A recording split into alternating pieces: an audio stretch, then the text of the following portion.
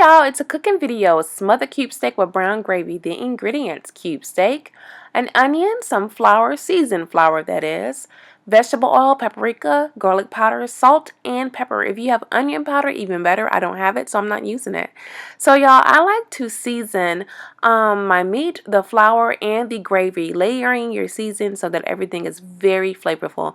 My little boy's trying to help. So y'all, this is one of the first dishes I learned how to make way out in East Texas. I started cooking when I was 13, and one of the first dishes I learned how to make.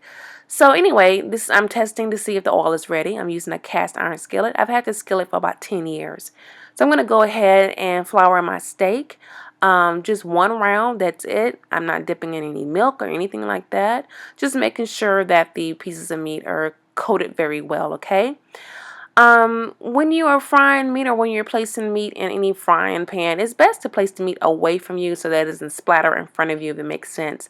I'm cooking there some corn and some mashed potatoes on the side.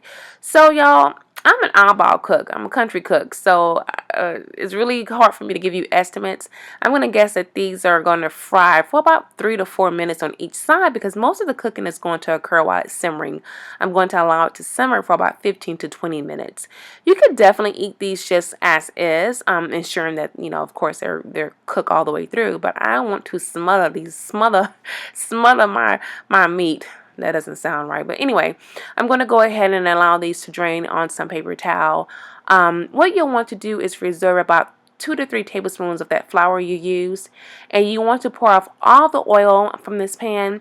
I'm going to give you a heads up. I did not pour off as much as I should have. You see there, I should have really poured off a lot more, but I've been cooking this dish for about 17 years, so I know how to correct it. You'll want to reserve only about 2 to 3 tablespoons of oil in the pan. And what you're going to do is you're creating a roux. So allow this mixture to actually cook for a few minutes, okay? You want it to get a little brown, okay? Get some little color in there. And what you're going to do, once it starts to thicken up, you're going to start adding your water, okay? How much? I'm going to say about 4 to 5 cups, okay, depending on how thick you want it, okay? See how it's thickening up there? I'm going to go ahead and start adding my water, and then I'm going to add my onions, and then you'll want to season the gravy before you actually put the steak back in. Start off with a little bit of seasonings, okay, and add more depending on how, depending on the taste, because gravy can be very bland, all right? So this is what it's starting to look like. You see it's getting very thick there, and I'm going to go ahead and add my onions here in just a second. And like I said, this is going to cook about 15 to 20 minutes. It's going to be very tender, y'all. Very, very tender, okay? So there's my onions, and I ended up only using half of the actual onion, all right? I'm going to go ahead and place my meat inside the gravy.